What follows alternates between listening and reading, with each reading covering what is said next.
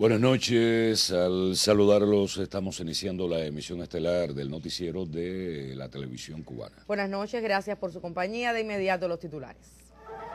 Se cumplen 55 años de la entrada de Fidel a La Habana al frente de la Caravana de la Libertad. Falleció el destacado dirigente revolucionario José Ramírez Cruz. Propone Evo Morales al grupo de los 77 más China trabajar en conjunto para reducir la pobreza. Este 8 de enero se cumplen 55 años de la entrada en La Habana de la Caravana de la Libertad, encabezada por el comandante en jefe Fidel Castro Ruz. Esta mañana la joven provincia de Mayabeque recibió a los caravanistas que reeditan aquel histórico hecho. La Caravana de la Libertad llegó hasta Mayabeque con las primeras luces del amanecer. Así, la juventud cubana de hoy rememoraba la entrada de Fidel y los rebeldes a la otrora provincia La Habana. Lo recuerdo con mucha alegría y a la vez con tristeza, porque ya no estamos muchos de los compañeros que vinimos en la caravana, pero tenemos a nuestro comandante y a Raúl para seguir adelante. La juventud nuestra está firme y está clara y está consciente de que esta revolución tiene que seguir adelante, porque ella vino para quedarse, no para ser vencida. Para festejar la gesta libertadora, los madrugueros, en representación de la provincia, desarrollaron un acto en la histórica explanada La Palmita. Ahora esa bandera de la estrella solitaria, esta tropa legendaria continúa en la trinchera. Momento oportuno además para que varios jóvenes mayabequenses recibieran el carné que los acredita como militantes de la UJC y del Partido Comunista de Cuba. Para mí es un orgullo hoy representar a esos jóvenes que combatieron en el 59, ya que soy la encargada ahora de darle continuidad al proceso revolucionario. Como parte del periplo, los jóvenes caravanistas hicieron una parada en Catalina de Güines, al igual que Fidel 55 años atrás. El pueblo mayabequense mostró su júbilo ante el paso de la Caravana de la Libertad, que recorrió el territorio por la carretera central. En Mayabeque, Jainet Borrero, Sistema Informativo de la Televisión Cubana. En atención a la situación climatológica, todas las actividades previstas para conmemorar el aniversario 55 de la entrada a La Habana de nuestro comandante en jefe Fidel Castro Ruz al frente de la Caravana de la Libertad fueron pospuestas para una fecha que se informará oportunamente. Tras la entrada victoriosa a La Habana del ejército rebelde hace 55 años, el antiguo cuartel de Columbia inició una nueva historia. Así es, la principal fortaleza militar de la dictadura batistiana fue convertida por Fidel en Ciudad Escolar Libertad, un complejo científico-pedagógico donde hoy se forman más de 5.000 educandos desde la enseñanza preescolar. La Ciudad Escolar Libertad, ubicada en el municipio capitalino de Marianao, ha sido sometida a un proceso de reparación y mantenimiento desde el mes de abril de 2013. Antes de enero de 1959, este era el Campamento Columbia, la fortaleza militar más importante del país. A partir del 14 de septiembre del primer año de revolución, pasó al Ministerio de Educación. En Ciudad Escolar Libertad hay 17 centros educacionales, desde la educación preescolar hasta la educación superior. Esto recorre alrededor de 5.331 estudiantes y comenzó la reparación y mantenimiento en el mes de abril. Desde el mes de abril pues se están haciendo acciones de hidrosanitaria, carpintería, reparación, pintura, jardinería y bueno, en el mes de enero, febrero concluyen el resto de las acciones encaminadas a los centros culturales, el resto de las áreas deportivas, como parte de la continuidad también del proceso docente educativo que se desarrolla aquí en la Ciudad Escolar Libertad. Las condiciones de vida de los educandos en Ciudad Escolar Libertad mejoran con el paso de los días y el proceso docente educativo avanza en un excelente entorno. En Ciudad Escolar yo pasé mi primaria y mi secundaria y en el transcurso de estos años he podido observar los cambios que se han dado en estos centros. Por ejemplo, actualmente en mi secundaria se están efectuando diversas construcciones que posibilitan que los alumnos estemos en un ambiente más agradable. Más limpia, agradable a la vista también, lo que se ha visto en el intercambio de las puertas y las ventanas por artículos de metal, también el mejoramiento de las condiciones hidrosanitarias de los baños, también el mejoramiento de la iluminación, de la pintura. Porque esto significa para mí mucho. Yo estoy muy orgullosa de la gente que trabajaron y sobre todo de ser Ciudad Libertad Escolar. Sabemos el esfuerzo que recuesta el Estado esta gran reparación y nosotros, ya que nosotros no tenemos que pagar, es gratuito, todo es gratuito y en fin, no es para nuestro bienestar. Y cuando un lugar está permeado así de un pasado con tanta historia y espíritu de transformación y renacimiento, el futuro no puede ser menos promisorio.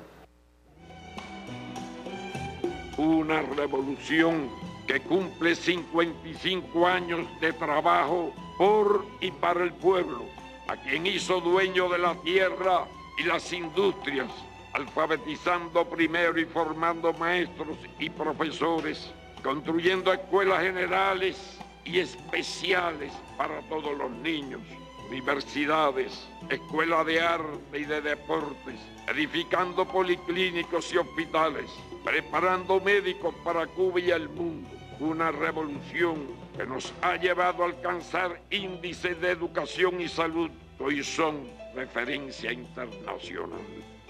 Una revolución que sentó las bases para democratizar los espacios de creación, difusión y acceso a la cultura, que ha hecho realidad y proseguirá cumpliendo el profundo anhelo martiano que preside la Constitución y señala: yo quiero que la ley primera de nuestra República sea el culto de los cubanos a la dignidad plena del hombre. El presidente de Bolivia, Evo Morales Saima, propuso a los gobiernos que integran el grupo de los 77 más China trabajar en conjunto para reducir la pobreza y nacionalizar los servicios básicos para que los recursos naturales sean administrados por el Estado y no por las transnacionales. El país andino asumió este miércoles en la sede de la ONU en Nueva York la presidencia pro tempore de ese organismo multilateral al que el mandatario calificó como uno de los principales actores del cambio en este momento. Durante un encuentro con periodistas, tras asumir la presidencia del grupo, el mandatario se refirió a la experiencia boliviana respecto a las actividades del Fondo Monetario Internacional. Solo puedo resumir diciéndoles: capitalismo, imperialismo, potencias, si es tu aliado, jamás van a permitir que te desarrolles. Nunca van a querer eso. Y esa es mi experiencia. Cuando nos liberamos de estas políticas económicas, nos liberamos de todas las imposiciones políticas que venían desde la embajada, ha cambiado la situación social y económica de Bolivia. Posteriormente, el jefe de Estado boliviano expresó su gran deseo de desarrollar desde el G77 políticas sociales que permitan acabar con la pobreza e implementar un programa de seguridad alimentaria con soberanía por el bien de la humanidad. Jorge Sosa, Redacción Internacional. El presidente de Venezuela, Nicolás Maduro, participó esta tarde en el Teatro Municipal de Caracas en un acto político-cultural para conmemorar el 55º aniversario del triunfo de la Revolución Cubana. En el acto denominado 55 años de historia y hazañas, estuvieron presentes parte del gabinete ejecutivo y del alto mando de las Fuerzas Armadas Bolivarianas. Se resaltó la heroica resistencia del pueblo de la mayor de las Antillas a las agresiones estadounidenses durante más de 5 décadas. También se destacaron las excelentes relaciones entre ambos países y en particular la hermandad entre el líder de la Revolución Cubana, Fidel Castro, y el comandante eterno, Hugo Chávez. Continuamos en Venezuela y es que el presidente de Venezuela, Nicolás Maduro, reiteró la necesidad de un nuevo modelo de seguridad con autoridad democrática e integralmente humano que proteja a la sociedad y a la vez la pacifique desde adentro. El mandatario se reunió esta tarde con los gobernadores y alcaldes de los 79 municipios priorizados por el tema de la seguridad. En la reunión realizada esta tarde en el Palacio de Miraflores, el jefe de Estado dijo que el tema de la inseguridad debe ser abordado por todos con mayor coordinación y más eficiencia. Destacó que aunque el pasado año se le dio seguimiento a través de la gran misión A Toda Vida Venezuela, es preciso dejar a un lado las diferencias políticas y enfrentar el problema como un tema de prioridad nacional. Yo propongo una jornada que arranque hoy y en un mes tenga resultados concretos en la práctica y tenga resultados concretos en la formulación de una política nacional de todos los venezolanos para garantizar la seguridad, la paz y la seguridad, la convivencia. Maduro invitó a todos los gobernadores y alcaldes a trabajar en conjunto para la construcción de un país con nuevos valores humanos. Orlando Lancís, Redacción Internacional.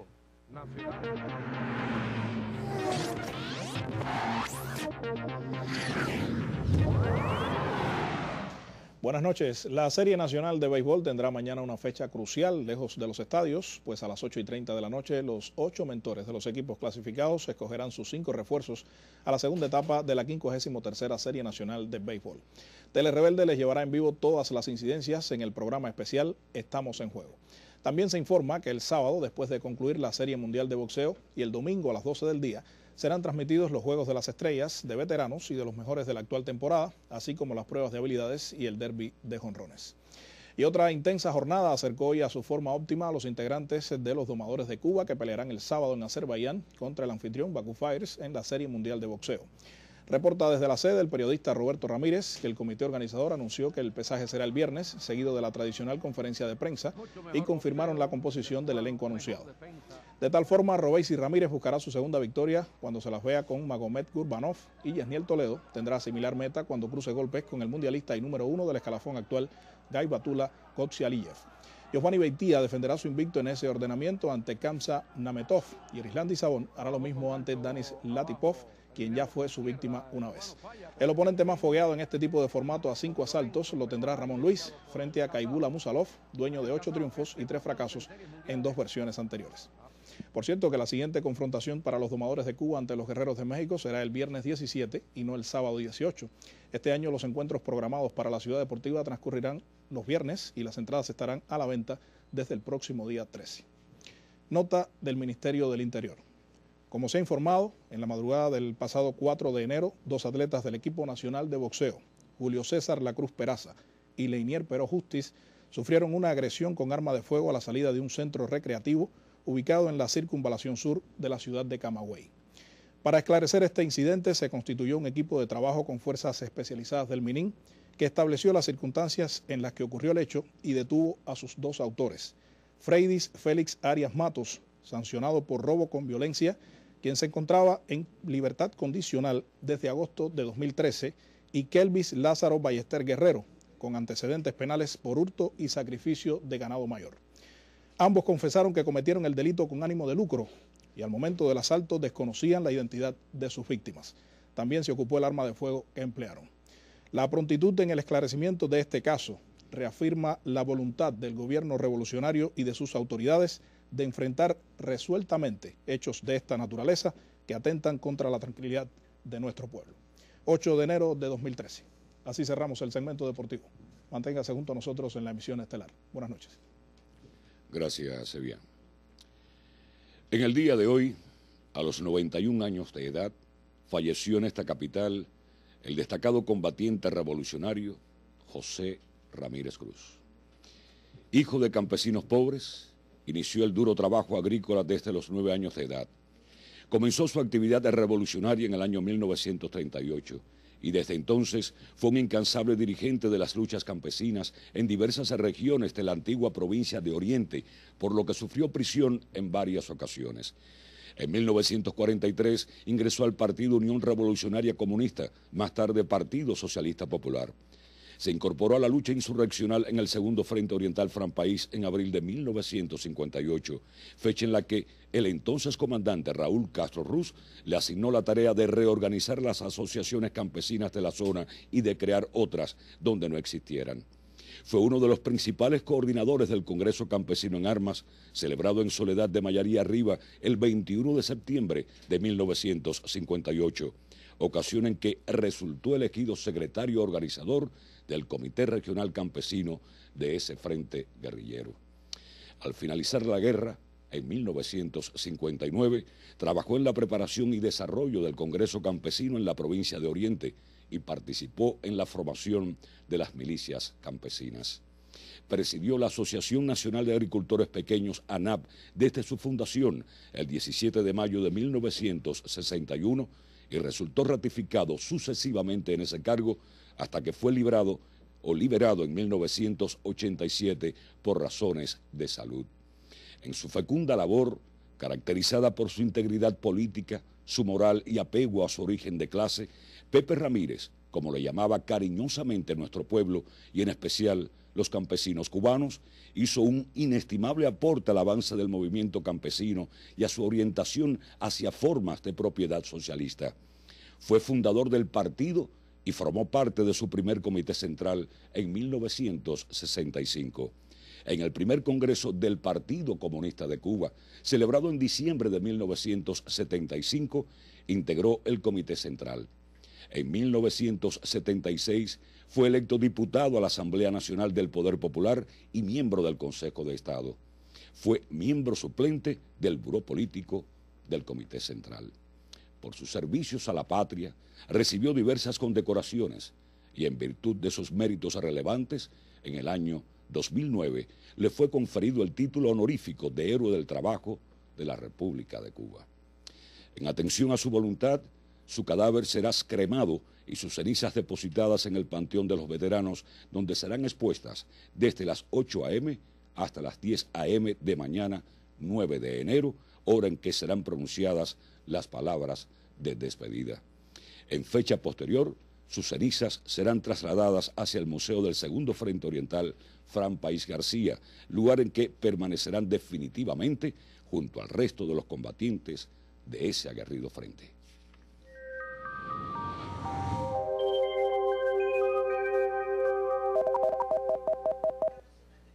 Muy buenas noches. Observen en las imágenes del satélite meteorológico y como antes se había comentado, el frente se estacionó sobre nuestro territorio y comenzó a retroceder y en estos momentos se localiza en el extremo más occidental de nuestro archipiélago y el sudeste del Golfo de México, donde mantiene nublados con algunos chubascos, mientras que en el resto del país muy poca nubosidad y cielos parcialmente nublados. Para las próximas horas todavía van a continuar estos nublados en el occidente de nuestro territorio con algunas lluvias. Por tanto, el pronóstico para las próximas horas es de predominio de nublados en el occidente, con algunos chubascos que ocurrirán fundamentalmente en Pinar del Río y zonas de la costa norte. Los valores mínimos de temperatura oscilarán entre los 19 y llegarán hasta 22 grados Celsius, con vientos en esta parte del territorio del nordeste al este hasta 25 kilómetros por hora, superiores en zonas de la costa norte. Por la tarde van a mantenerse los nublados y algunos chubascos, sobre todo en zonas de la costa norte,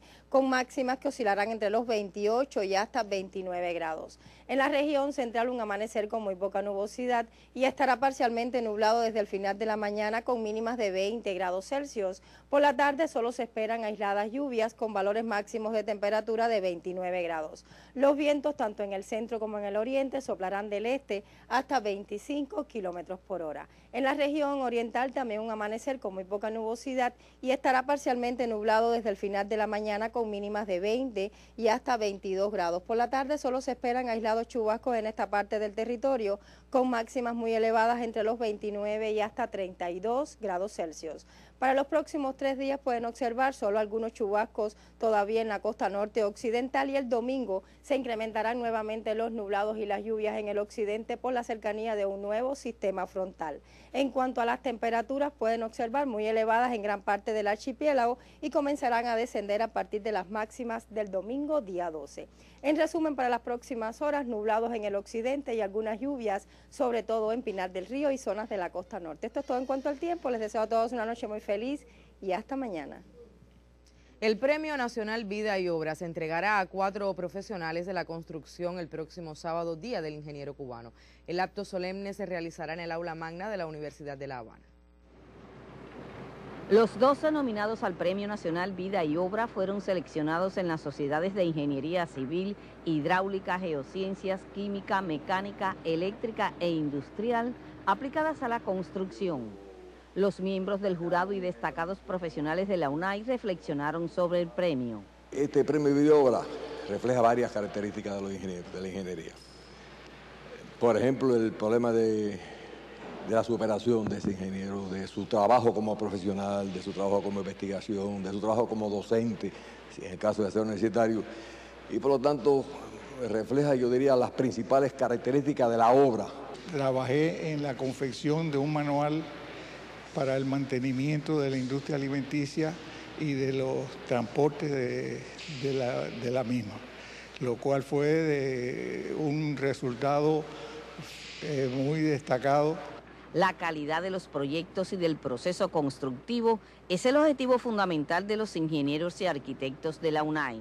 Sugiero a la directiva de la UNAI que el papel de Alvear debe ser tema de estudio para rescatar valores perdidos, no solamente en la calidad, en la eficiencia de la proyección, los materiales de construcción, el papel que tiene que ser prácticamente de valentía de la ingeniería y arquitectura ante la mala calidad.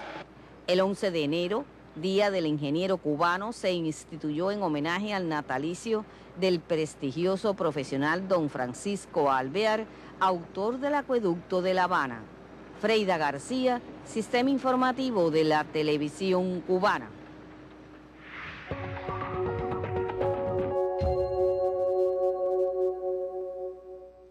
En Egipto, agentes antimotines dispersaron por la fuerza a unos 200 manifestantes islámicos que se dirigían a la Academia de la Policía, donde estaba programado el juicio contra el derrocado presidente Mohamed Morsi. Los disturbios se tornaron violentos cuando los protestantes incendiaron vehículos particulares y un transporte policial. El juicio contra el depuesto mandatario y otros 4 dirigentes de la ilegalizada Hermandad Musulmana fue suspendido hasta el próximo 1 de febrero. El despliegue de militares y agentes del orden tuvo lugar tras la convocatoria de la organización Coalición Nacional de Apoyo a la Legitimidad a una marcha de 1 millón de hombres y mujeres contra el juicio. Personalidades de diversos países rechazaron un plan entre los gobiernos de Japón y Estados Unidos para reubicar la base militar de Futema en la isla de Okinawa, según informó la agencia Prensa Latina. Los cineastas estadounidenses Oliver Stone y Michael Moore encabezan la lista de personalidades que firmaron una declaración en la que expresan su total apoyo a los pobladores de esa isla japonesa contra la presencia militar de Washington. Desde hace años, el movimiento antibelicista en Okinawa efectúa manifestaciones de protesta y en particular contra la dislocación de aviones como los Osprey, causantes de al menos 3 accidentes fatales en la región en el año 2013. Condenan además los desmanes de oficiales y soldados en lugares públicos y los daños al medio ambiente ocasionados por las continuas maniobras. En ocasiones, un funcionario y un jefe pueden tener diferencias por un asunto de trabajo, pero cuando el funcionario es el secretario de Defensa de los Estados Unidos y su jefe es el presidente de ese país, el dilema adquiere una connotación de grandes proporciones. Cuando Barack Obama entró a la Casa Blanca en 2009, heredó muchas cosas de su antecesor, George W. Bush. Una de ellas fue el secretario de Defensa Robert Gates, con quien trabajó durante aproximadamente 2 años. En el escenario político estadounidense es común que los altos funcionarios y políticos publiquen libros y autobiografías en las que relatan sus experiencias. Robert Gates ha seguido esa tradición y lo que ha dicho ha estremecido a su país. En poco más de 600 páginas, Robert Gates cuenta las interioridades e intimidades de la administración Obama. Critica al vicepresidente estadounidense Joe Biden por envenenar la relación del presidente con los generales al decir que no debía confiar en el ejército. Gates dice admirar la inteligencia y determinación de Obama, pero lo acusa de enviar tropas a pelear y morir inútilmente en Afganistán, pues el propio presidente pensaba que la estrategia trazada por su administración fracasaría. Gates dice que para Obama todo se resumía en sacar a las tropas de ese país centroasiático.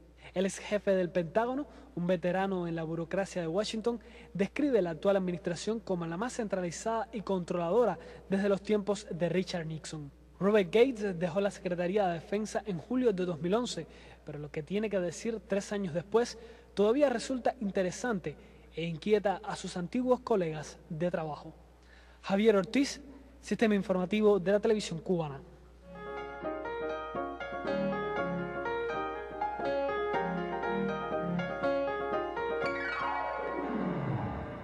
Buenas noches, con ustedes las culturales del Estelar que hoy transmitimos desde la Casa Guayasamín, donde en horas de la tarde se inauguró una exposición del artista de la plástica Joan Figueroa, quien nos acompaña en exclusiva para esta emisión estelar. Muy buenas noches, Joan, y cuéntame de la acogida de esta exposición, ¿en qué te basaste para hacer estos rostros tan expresivos? ¿Hasta cuándo va a estar abierta la muestra? ¿Su título? Bueno, va a estar abierta alrededor de un mes. El título es Haiku. Son alrededor de 13 obras, todas son carboncillos sobre amazonite. Y nada, todo se trata de la niñez del niño, de los problemas que lo rodean, de las situaciones de su vida, de la vida cotidiana de ellos. Y nada, simplemente hice esta exposición porque quiero que las personas se acerquen aquí a la Casa Guayasamín, cuando vean los cuadros, se lleven un mensaje como de que hay muchas más personas deberían enfocarse en este tema y tratar de hacer algo por estos niños que tanto sufren en el mundo, tanta necesidad, tantas cosas malas sufren y pasan. Gracias, de seguro las personas llegarán hasta este sitio. Y también de artes plásticas seguiremos conversando, pues ahora tendremos algunos detalles de lo que nos presentará próximamente el Museo Nacional de Bellas Artes. Enero de homenaje y confrontación de estilos en el Museo Nacional de Bellas Artes. 4 exposiciones de artistas cubanos y extranjeros ocuparán salas principales del edificio, en el afán de mostrar a Cuba y el mundo lo mejor de las producciones artísticas contemporáneas. Según se informó en conferencia de prensa, el 17 de enero próximo se inaugurará la muestra Una raza del artista Mario Sánchez, quien a través de la técnica de tallado y pintura representa su hábitat y pobladores arraigados en la tradición cultural. Obras chilenas en las colecciones del Museo Nacional de Bellas Artes y Casa de las Américas se exhibirán a partir del próximo día 24. La muestra incorpora diferentes corrientes artísticas como el surrealismo y la neofiguración, en técnicas que incluyen dibujo, estampa y fotografía. Cerrará esta primera temporada de exposiciones El Arte de la Luz, una muestra de 53 piezas que nos acerca al quehacer pictórico y gráfico de la holandesa Mary Antoine Cortens, quien exhibe por primera vez en Cuba. Dagner Relova y Raico Escalante, Sistema Informativo de la Televisión Cubana. Y hasta aquí nuestro segmento de hoy. Soy Dianic Flores y le reitero las buenas noches.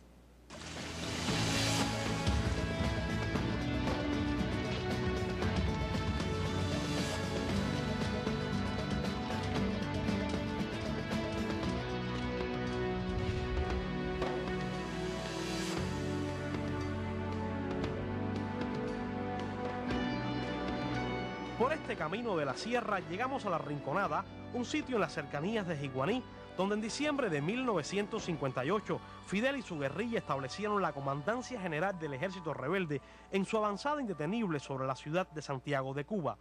Este lugar fue campamento 2 veces, porque primero estuvo los mambises, Calixto García Íñiguez en este lugar, y luego después Fidel ocupa este lugar como campamento. Se traslada hasta La Rinconada para establecer la comandancia del Ejército Rebelde conjuntamente con Radio Rebelde el día 7 de diciembre. Acá en estos lugares que muchas personas no conocen se han desarrollado acciones importantes y como jóvenes tenemos que respetar, tenemos que cuidar, tenemos que conocer lo que forma parte de nuestra historia. Cuentan que estas piedras de La Rinconada son testigos silenciosas de una reunión que sostuvo Fidel con los máximos jefes guerrilleros y del movimiento 26 de julio. Las referencias que tengo de la historia dicen que aquí fue donde se reunieron ellos, en esta parte de aquí atrás de la cueva. Con el objetivo de planear ya toda la estrategia de la avanzada final con la toma de Jiguaní, Baire, Mafo y hasta Santiago de Cuba. El campamento de La Rinconada es y seguirá siendo parte del patrimonio histórico de la Revolución. Un lugar de la premontaña de la Sierra Maestra, donde el comandante en jefe Fidel Castro Ruz comenzó a organizar el gobierno en armas de la República y coordinó con Raúl y Almeida el avance sobre Santiago de Cuba. Desde el oriente de la isla reportamos Adolfo Ley y Wilmer Rodríguez Fernández para el Sistema Informativo de la Televisión Cubana. Fueron titulares en la emisión estelar el aniversario 55 de la entrada de Fidel a La Habana al frente de la Caravana de la Libertad. La muerte del destacado dirigente revolucionario José Ramírez Cruz. Y la asunción por Bolivia de la presidencia pro tempore del Grupo de los 77 más China. Finaliza así la emisión estelar. Rafael Serrano, Áñez Becerra, deseamos pasen todos muy buenas noches. Sí, gracias, buenas noches y hasta mañana.